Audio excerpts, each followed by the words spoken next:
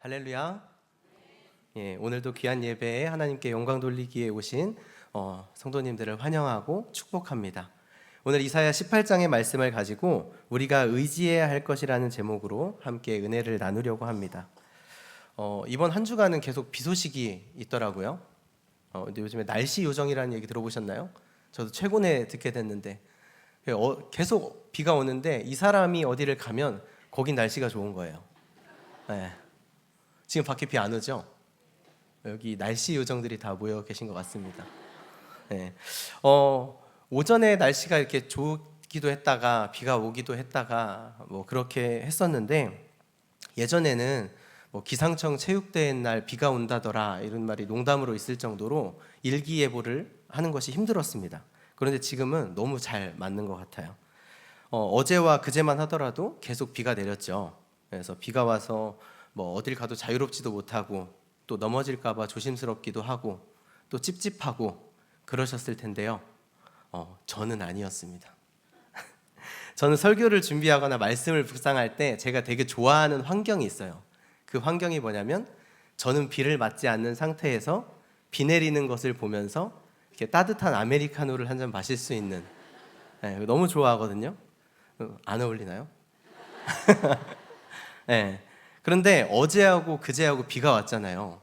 그리고 오늘 제가 설교고. 그래서 제가 설교를 마무리하면서 얼마나 감사하고 행복했겠어요. 그래서 설교를 이렇게 마감하고 마무리할 때는 조금 고민도 많이 하고 또 하다가 힘들면 고민도 많이 하고 그러는데 하다가 힘들면 그 창밖으로 내리는 비를 보면서 잠깐 마음을 달래고 그리고 또 괜찮아지면 다시 말씀을 보고 이렇게 해서 참 감사한 시간이었습니다.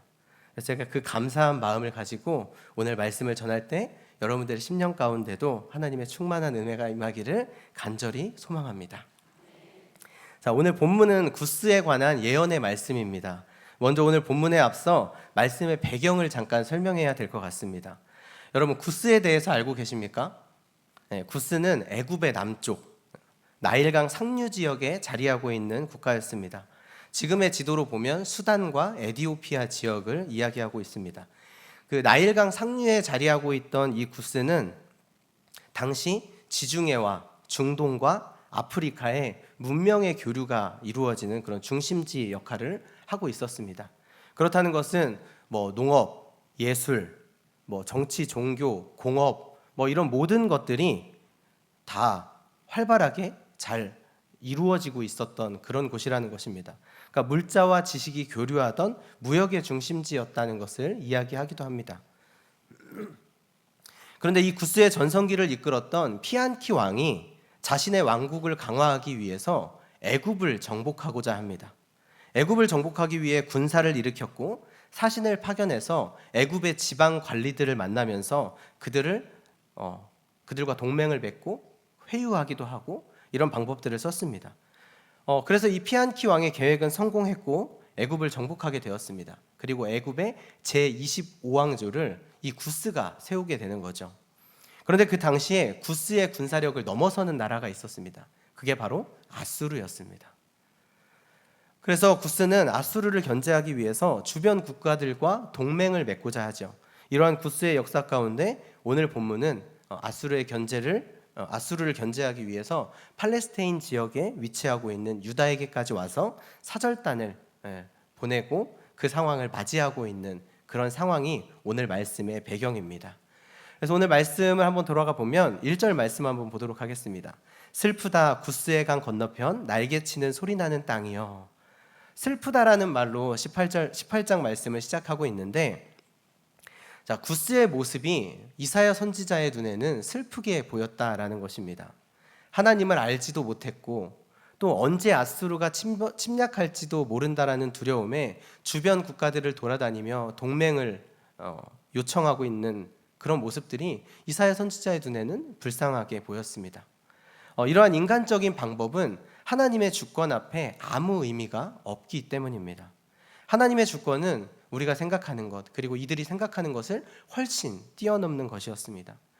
구스가 사방팔방으로 동맹을 요청하려 정도로 그토록 두려워했던 아수르조차도 하나님의 주권 아래 결국 멸망하게 되는 결과를 가져왔다는 것을 우리는 알아야 합니다. 그런데 이 말씀을 보면서 믿음 없는 자의 모습이 이와 같지 않을까라고 생각을 해보게 되었습니다.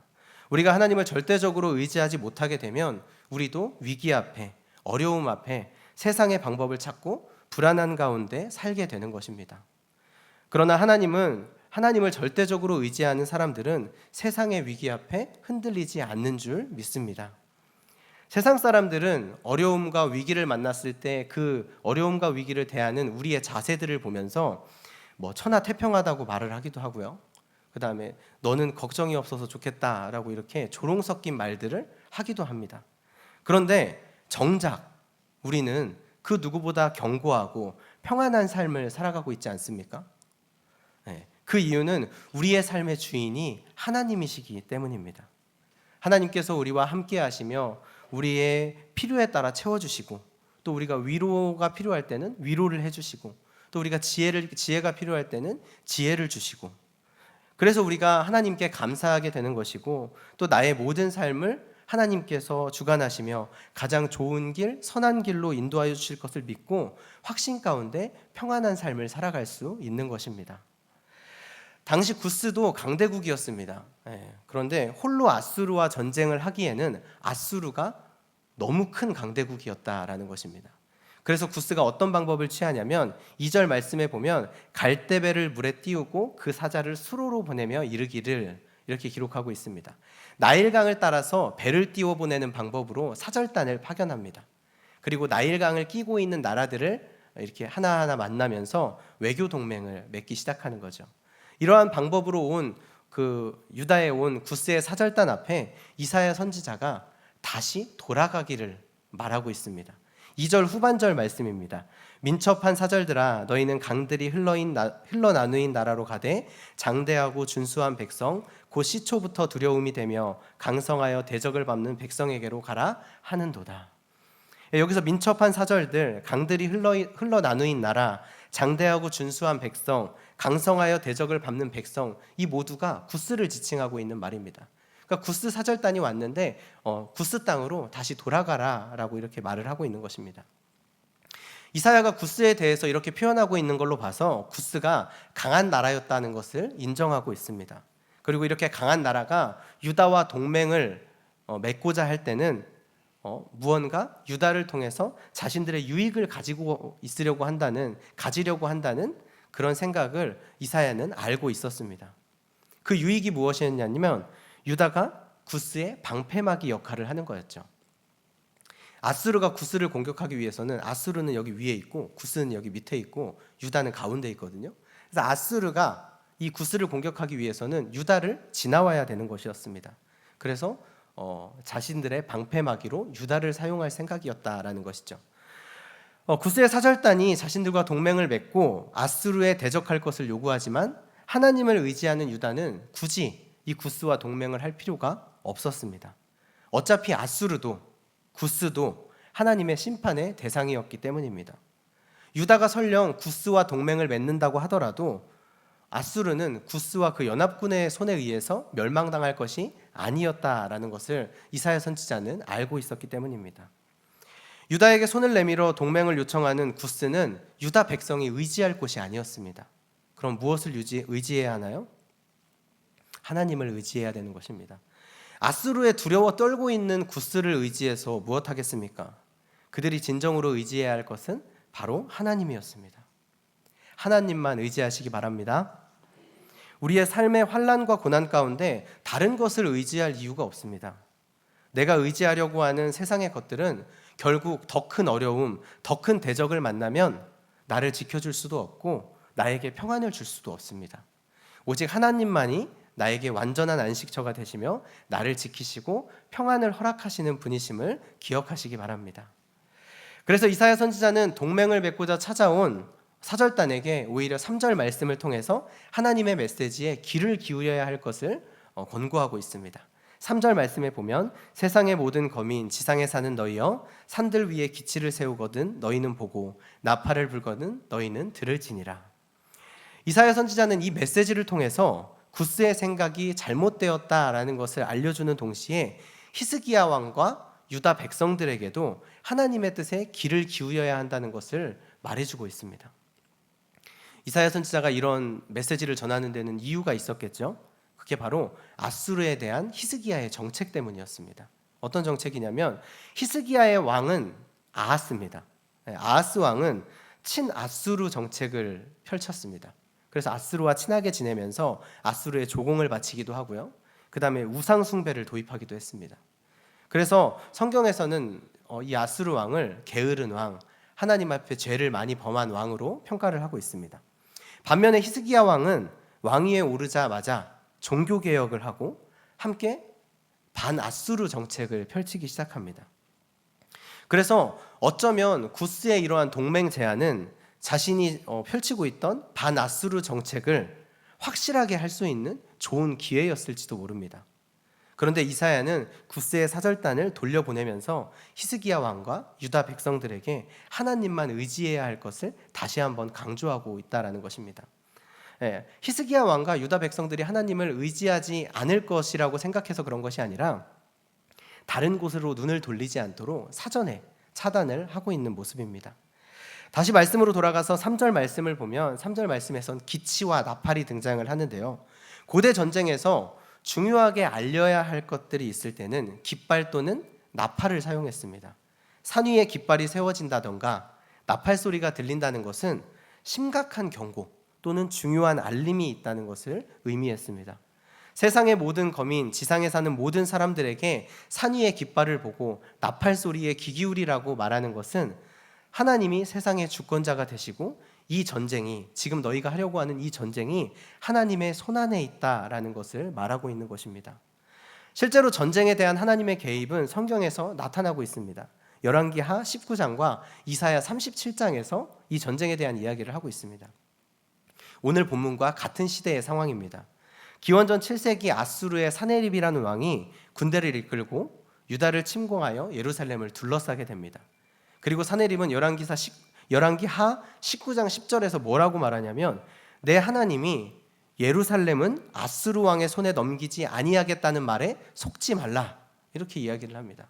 그러니까 너희가 믿고 있는 하나님이 너희를 구원해 줄 수 없다라고 이야기를 하면서 유다 백성들을 조롱하고 자신의 군사력을 과시하고 있는 겁니다. 그때 유다 왕이었던 히스기야는 어떻게 했을까요? 이 아수르의 위협에 직면하여 하나님 앞에 기도를 합니다. 하나님, 저들이 하나님을 비방하며 우리를 조롱하고 있습니다. 원하건대 저들 손에서 우리를 구원하셔서 천하만국의 주 여호와가 홀로 하나님이신 줄 알게 하소서라고 이렇게 기도를 하죠. 그리고 하나님은 이 히스기야의 기도를 들으셨고 하룻밤 사이에 18만 5천 명의 아수르 군사를 죽이셨습니다. 그리고 결국 아수르는 예루살렘을 포기하고 고국으로 돌아가게 됩니다. 사랑하는 성도 여러분, 유다 왕 히스기야와 선지자 이사야는 이러한 정치적 외교적 문제 가운데도 흔들리지 않고 하나님을 의지했습니다. 아수르가 예루살렘을 둘러쌌을 때 유다의 승리를 기대했던 사람은 그 누구도 없었을 것입니다. 그런데 유다는 승리했습니다. 정확히 말하면 하나님이 승리하셨습니다. 전쟁에서 승리한 후에 유다가 깃발을 세우고 나팔을 불며 전쟁의 승리를 알리지 않았겠습니까? 이 전쟁은 온 세상 가운데 하나님만이 참된 하나님이심을 알리는 놀라운 사건이 되었습니다. 그럼 이 놀라운 전쟁의 승리가 우리에게 어떤 의미가 있을까요? 하나님은 이보다 더 놀라운 승리를 우리 가운데 보여주셨다라는 것입니다. 그것은 인간의 힘으로 도저히 할 수 없는 죄의 권세인 사망으로부터의 승리입니다. 오늘 구스는 하나님을 의지할 줄 몰랐기 때문에 아수르라는 대적 앞에 세상을 향해 손을 뻗어 살 길을 찾는 애처로운 모습을 보여주고 있습니다. 그런데 우리도 하나님을 알지 못했다면 구스와 마찬가지였을 것입니다. 죄의 권세인 사망으로부터 자유롭지 못하고 멸망당했을 것입니다.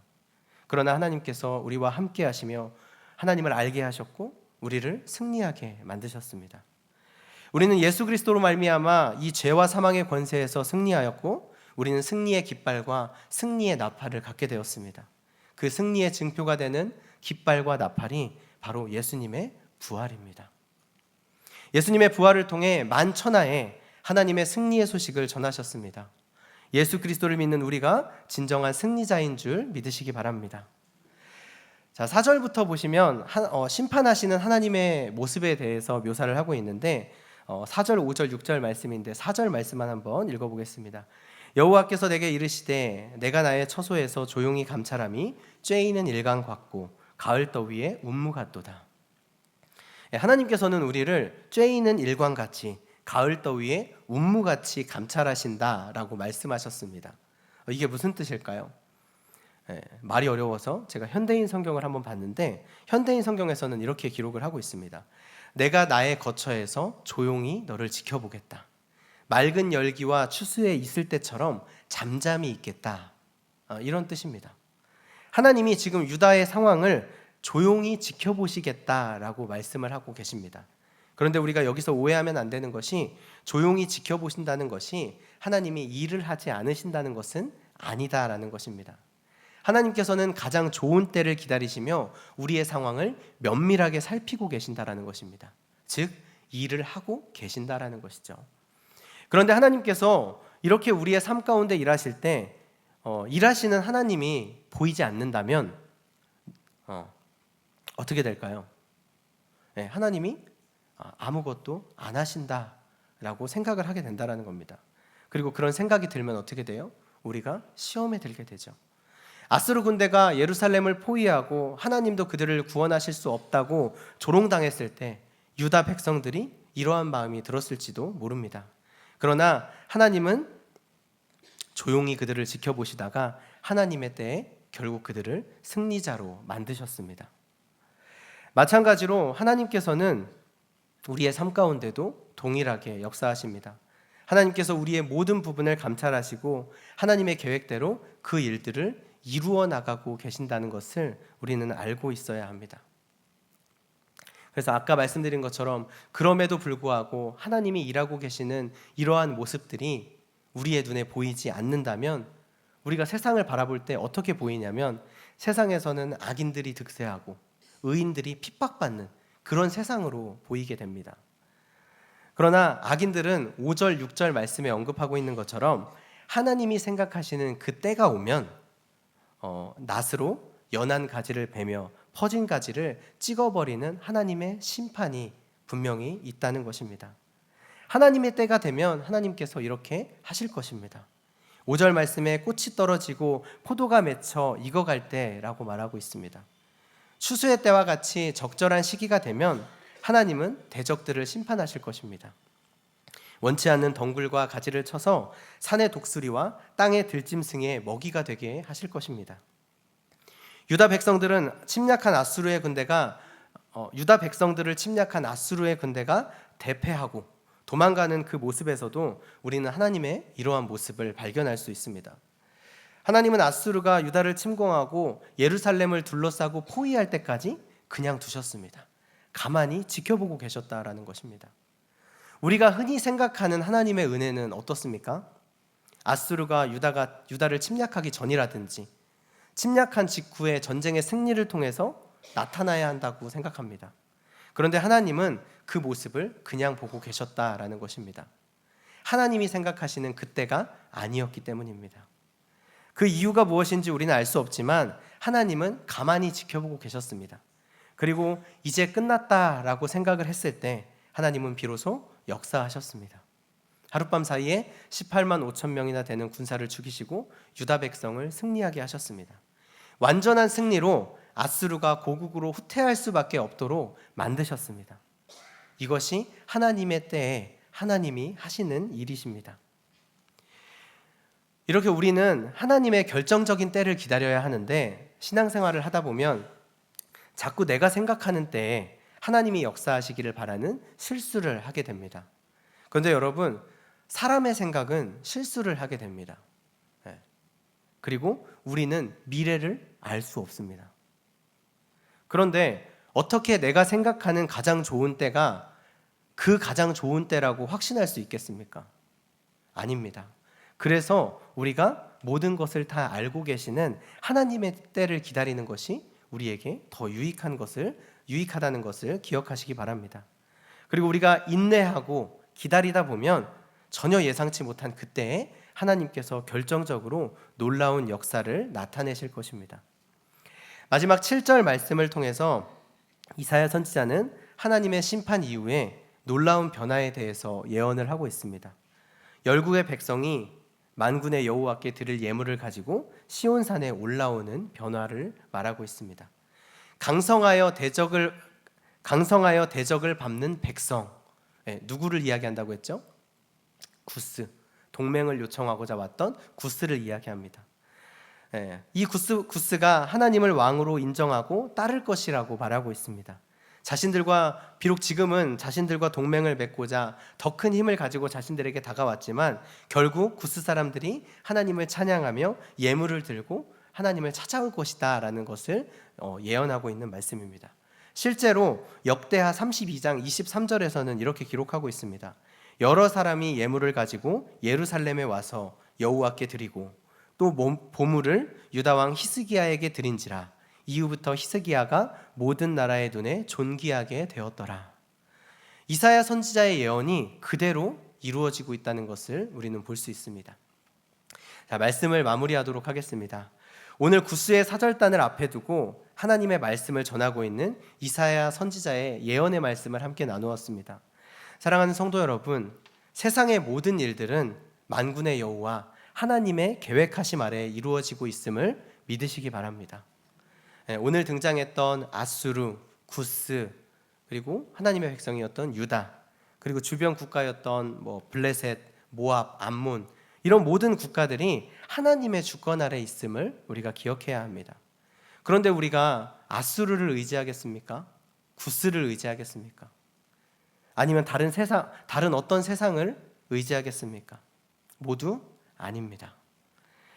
우리의 삶을 가만히 지켜보시면서 가장 좋은 때를 기다리시는 하나님을 의지하시기 바랍니다. 그러면 우리가 생각한 것보다 훨씬 큰 은혜가 우리의 삶에 더해질 줄 믿습니다.